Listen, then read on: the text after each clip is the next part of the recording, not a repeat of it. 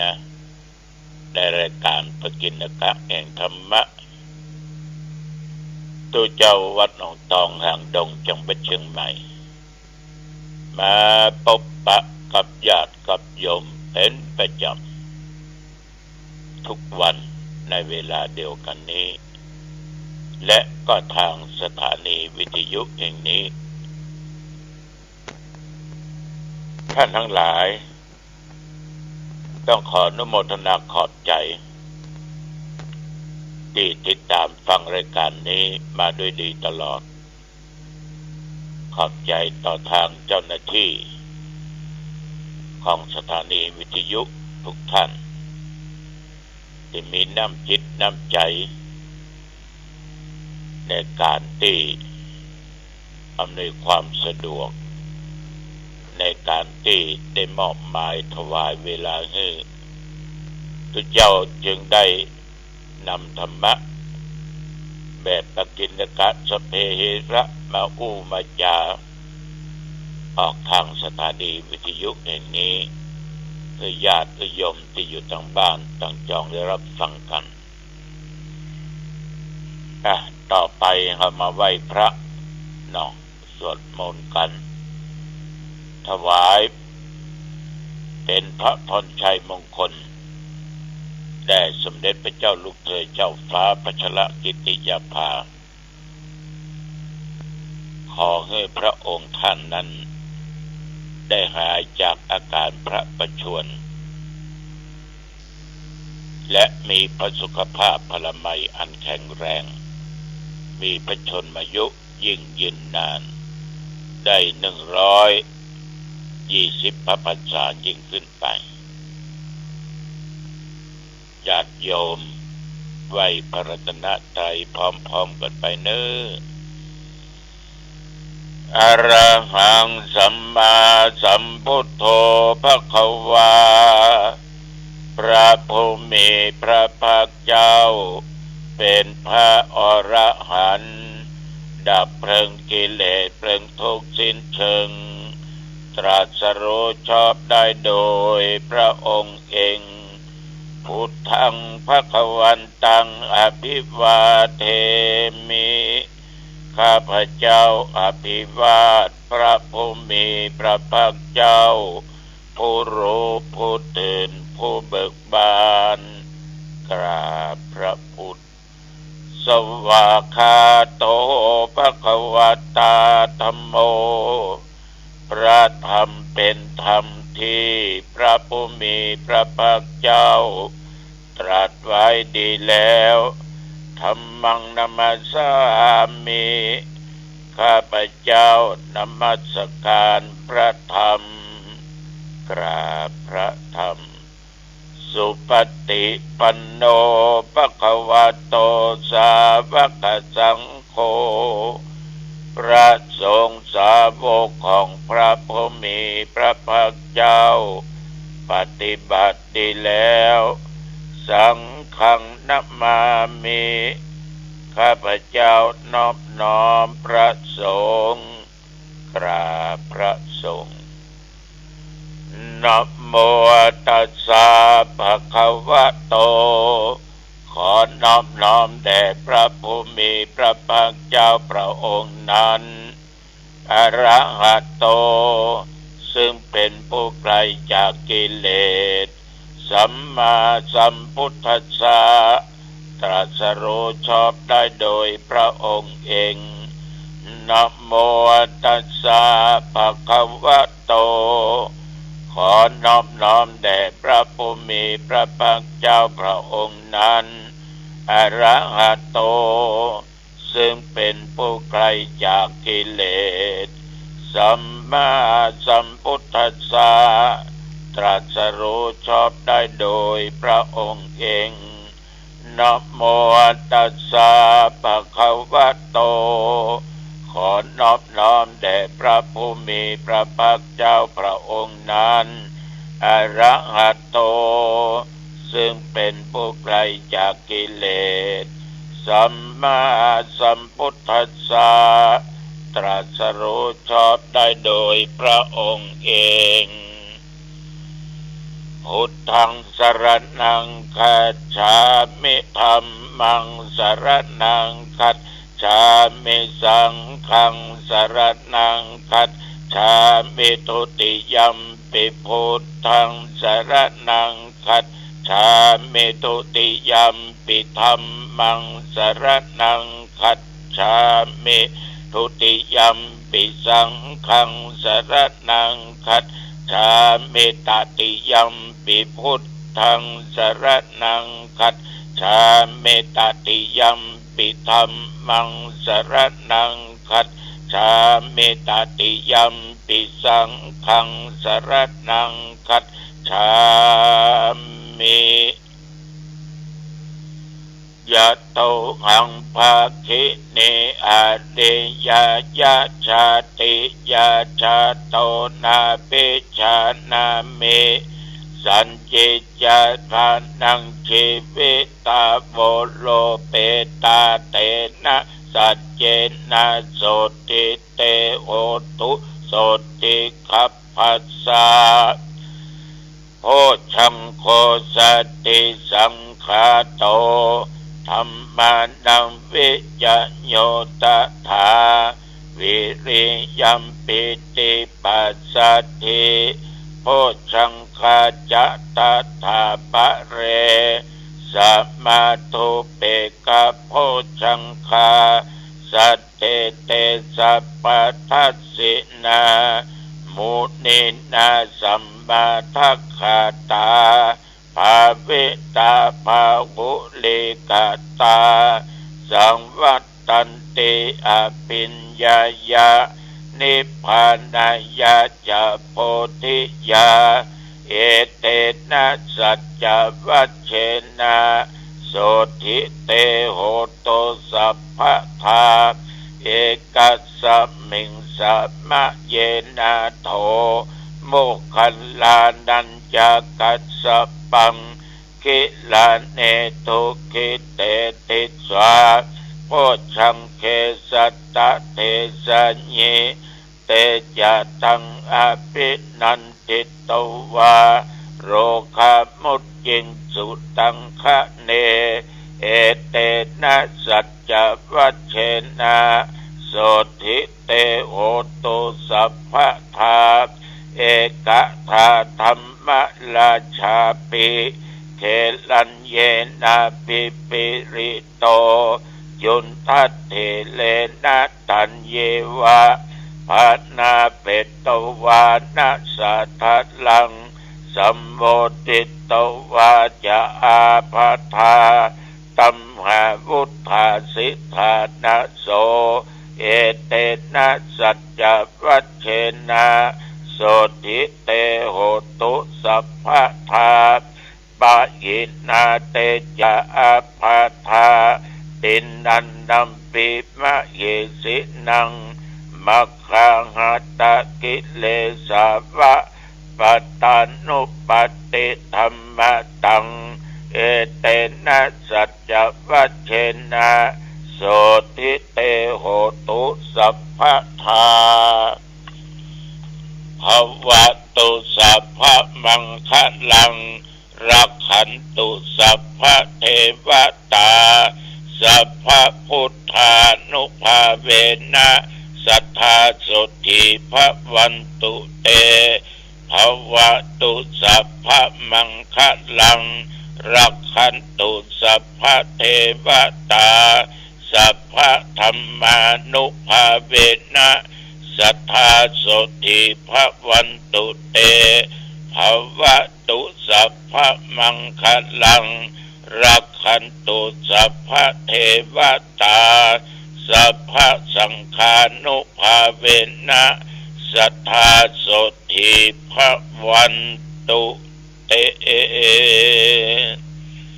ขอถวายพระพร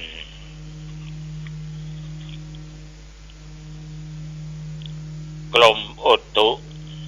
ได้ประกาศตักเตือนพ่อแม่พี่น้องได้ระมัดระวังเรื่องพายุเรื่องฝนผลปรากฏว่าก็เกิดน้ำหลากน้ำท่วม หลายจังหวัดหลายอำเภอด้วยกันในประเทศไทยตามที่เป็นข่าวมาสำหรับบริเวณหนองตองกับวัดหนองตองใกล้เคียงหนองตองนี้เมื่อตะวันนี้ก็มีฝนตกเล็กน้อยน่าถึงมากประการสำคัญก็ตอนเย็นจะมีฝนตกลงสำหรับลมนั้นก็อยู่ตามปกติบ่มีลมแรง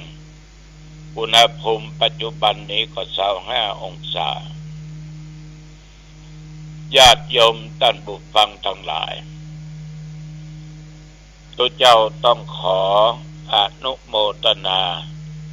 บูชาน้ำจิตน้ำใจของญาติของโยมที่ได้ร่วมกันในการจัดหาซื้อเครื่องมือการแพทย์เครื่องช่วยหายใจไว้ห้อง ICU โรงพยาบาลหางดงที่อาตมาภาพพร้อมคณะสงฆ์และศรัทธาทุกคนตั้งใจที่จะสร้างที่จะทำให้มันเกิดมีขึ้นเพื่อเป็นการ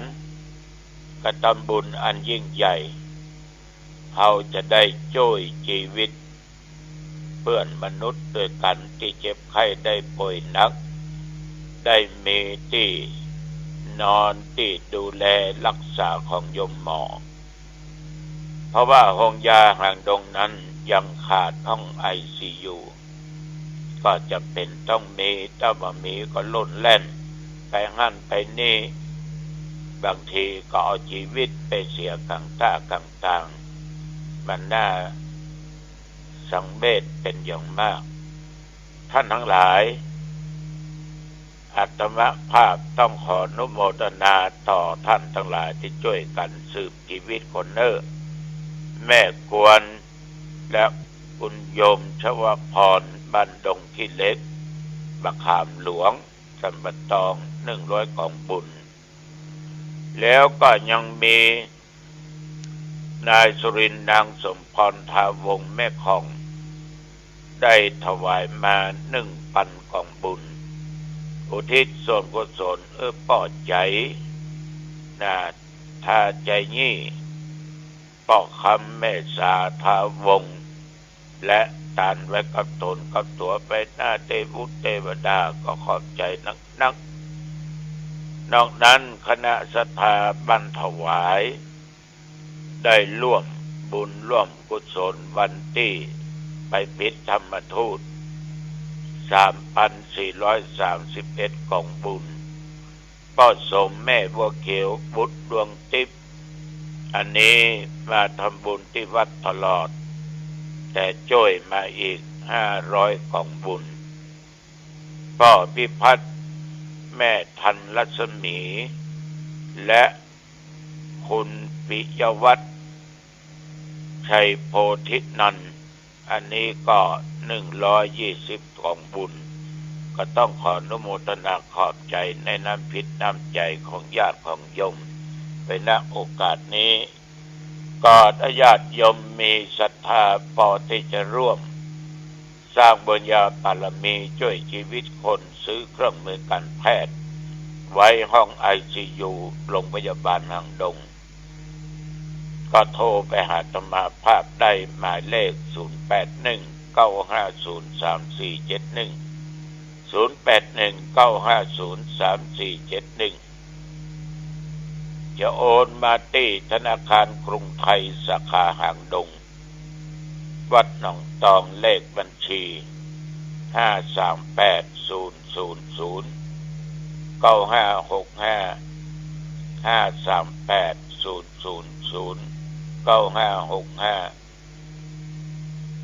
ญาติโยมท่านผู้ฟังตั้งแต่ตะวานี้เมื่อเจ้าเป็นต้นมาจนค่ำจนคืนก็ได้พบกับผู้ที่จะบวชในวันนี้คือปลัด2 คนแต่เกษียณอายุจากอำเภอสันกำแพงแต่ว่าทำงานที่หนองตองอีกคนหนึ่งนั้นเป็นปลัดอยู่ที่ เทศบาลบ้านสวนจังหวัดชลบุรีก็เกษียณปีนี้ก็จะมาบวชและอดีตท่านนายกอีกคนหนึ่งก็จะบวชวันนี้9 วันก็อย่างน้อยก็จะได้สืบต่อพระพุทธศาสนาจะได้ศึกษาธรรมจะได้ปฏิบัติธรรมในระยะ9 วัน 9 คืนอันนี้ก็เป็นการสืบต่อพุทธศาสนานำเอาธรรมะฝังไว้ในจิตในใจก็ดีใจจะบวชในวันนี้โดยธรรมาภาพก็จะเป็นพระอุปัชฌาย์แต่ว่าเช่นเดียวกันญาติโยมได้ประชุมคณะสงฆ์เฉพาะเจ้าคณะตำบลเลขาตำบลวางแผนเกี่ยวกับงานสอบนักธรรมสนามหลวงปีนี้เพิ่นจะสอบธรรมสนามหลวงเฉพาะนักธรรมชั้นตรีตรงวันที่23 24 25และ26ในที่ประชุมนั้นอาตมาก็เป็นประธานมีข้อเสวนาอู้จาปรึกษาหารือกัน1เกี่ยวกับเรื่องอาหารการกินเลี้ยงเพลพระสงฆ์องค์เน้นที่เข้าสอบในอำเภอหางดงคณะสงฆ์ก็ได้ร่วมกันบริจาคจตุปัจจัยวัดละ 1,000 บาท 1,000 บาทเป็นค่าอาหารเลี้ยงพระสงฆ์องค์เน้นตลอดพระคณะกรรมการที่คุมห้องสอบก็เป็นอันตกลงกันและเดือนพฤศจิกาก็จะมีการสอบนักธรรมโทนักธรรมเอกอีกญาติโยมทั้งหลายสอบนักธรรมในสมัยก่อนนั้น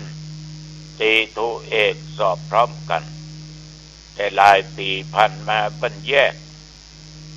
ทำตีสอบก่อนแล้วไปโทเอกเมื่อหลังเมื่อลุนถ้าจะอู้ถึงความสิ้นเปลืองก็สิ้นเปลืองมากถึง2 ต่อ 2 ครั้งจะต้องเลี้ยงอาหารบอกว่าคณะกรรมการพระสงฆ์องค์เจ้าและสามเณรนอกนั้นต้องสอบธรรมศึกษาตรีโทเอกอีกระยะหนึ่งฉะนั้นญาติโยมแต่ว่าก็ได้อู้จากันหลายอย่างเกี่ยวกับงานธรรมทูตเอาปตวัด5 ศเหล่านี้เป็นต้นได้ชี้แจงชี้แนะกันฟังตกเย็นมาอาตมาภาพก็รับกิจนิมนต์ไปเผยแผ่ธรรมเทศธรรมในงานข่าวดำที่บ้านป่าบงอำเภอสันปะตองไปหันเป็นตั้งศพแล้วก็น่าสังเวชคือผู้ที่ตายนั้นเป็นสามีภรรยากันเรียกว่าตายทั้งคู่ผู้เป็นผัวนั้นอายุ63ผู้เป็นสีภรรยาอายุได้59ชีวิตของท่านทั้งสองนั้นแต่งงานอยู่ด้วยกันมาก็มีลูกมีเต้ามีหลานเป็นคนขยันขันแข็งออกค้าออกขายบ่ยอมงอมืองอเท้าเรียกว่าประกอบอาชีพในการค้าขายและหลายสิ่งหลายอย่างด้วยความสุจริตแต่ว่าเมื่อวันที่7ตอนเช้านั้นก็จะไปตลาดทุกวันนั้นเอารถยนต์ไปแต่วันนั้นเอารถเครื่องไปญาติโยมก็เลยไปประสบอุบัติเหตุก็เลยตายถึงคู่ถึงผัวถึงเมียเนี่ยชีวิตคนเฮาเนี่ยอาตมาได้เตือนไว้ตลอดเวลาว่านาฬิกานั้นมันบอกให้เฮารู้ว่าเวลาขณะนี้เท่าใดเหมือนกับ อาตมภาพนั่งนั่งจ๋าญาติโยมฟังจะหูเวลาขณะนี้ถ้าเป็นตอนเจ้าก็5:21 นาทีแต่เวลาที่จะตายนั้นนาฬิกาเวลามันได้บอกให้ว่าคุณจะต้องตายเวลานั้นเวลานี้ทั้งโยมทั้งสองท่านเนี่ยบอกว่าตัวเองจะต้องประสบอุบัติเหตุจะต้องมาตายละลูกละเต้าละหลานละเลนไป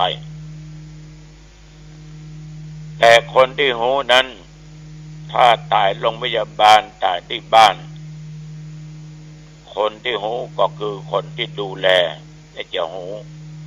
แต่นี้ใครบอกหูว่าตายเวลาใดได้ยินเพียงแต่เสียงรถมันปะทะกันวิ่งกันไปพอบางคนก็ว่ามีลมหายใจอยู่บางคนว่าตายแล้วนะฉะนั้นญาติโยมในชีวิตอย่าได้ประมาทโทมัจจุโนปัฏฐังความประมาทเป็นหนทางความตายไปเหนือใต้ตกออกบอกว่าไกลและใกล้ฝนตกต่างมื่นฝนบ่ตกก็อย่าได้ประมาทมันเป็นข่าวอยู่ทุกวันเรื่องขี่รถขี่ลาประสบอุบัติเหตุกำบาดเจ็บนักก็เจ็บน้อยกำบาอันก็ต้องเสียชีวิตเสียสะปะสะเพศถึงเข้าของอันนี้ตัวเจ้าหนองตองจึงขอฝากไว้กับญาติกับโยมเนอเพราะว่าไปหันแล้วก็น่าสลดใจสังเวชใจเป็นอย่างมากมันละลูกเต้าไว้ก็ได้สนทนากับโยมที่เปิ้นมาบวชเปิ้นถามเรื่องการเดินจงกรมว่ามันมีกี่ระยะมันอย่างใดพ้องก็ได้ศึกษามาจากครูบาอาจารย์จากหลวงปู่ทองหรือพระพรหมมงคลวัดพระธาตุเจ้าสี่จอมทองมันก็มี6 จังหวะด้วยกันถ้าเราจะยกหินนี่เนาะสุมาเตอเดินนี่นะ6 ระยะนี่นะยกส้นหนอแต่ต้องมีสติกำกับนะยกหนอ2 ละย่างหนอคือก้าวไปเนี่ย3 ละลงหนอ4 ละถูกหนอไม่ก็แตะปืนละ5 ละกดหนอนี่6อันนี้ก็ได้ใจอย่างเงี้ยต้องได้ใจอย่างนี้ แต่การเดินนั้นจะต้องมีสติอยู่ตลอดเวลาถ้าขาดสติเมื่อใดก็จะผิดเหมือนเรานั่งภาวนาครูบาอาจารย์เปิ้นนับลูกประกำเนาะเดียวห้อยคอแขวนคอหรือใส่ฝ่ามือแล้วก็มานับ108 ลูกนั้นคุณพระพุทธคุณพระธรรมคุณพระสงฆ์นับไปพุทโธพุทโธหายใจเข้าหายใจออกโธต่อไปก็หายใจเข้าธัมโมธัมโมสังโฆสังโฆถ้ามันพลาดก็แสดงว่าขาดสติถ้ามีสติตั้งมั่นดีบ่หวั่นไหวไปตามกระแสอารมณ์สามารถควบคุมได้มันก็บ่พลาดเป็นการฝึกจิตฝึกใจตั้งมั่นเป็นสมาธิบ่ให้เกิดอารมณ์วอกแวกไปทางใดใจนิ่มนิ่งสงบการเดินจงกรมก็เช่นเดียวกันอย่างน้อยก็เป็นการออกกำลังกายเป็นในตัวอันนี้ก็จึงขอตอบและมาอู้จาญาติโยมฟังเอาละท่านทั้งหลายวันนี้อู้จาไปมาเวลาพอสมควร อายุวันโอสุขังพลังพบกันใหม่โอกาสหน้าเจริญพรกำหนดการฉลองปริญธรรมประจำปีพุทธศักราช 2566 โดยคณะสงฆ์จังหวัดเชียงใหม่จัดงานณพระวิหารหลวงวัดสวนดอกพระอารามหลวงตำบลสุเทพอำเภอเมืองเชียงใหม่จังหวัดเชียงใหม่ตรงกับวันอาทิตย์ที่ 15 ตุลาคม พุทธศักราช 2566 8 นาฬิกาชมการแสดงผลงาน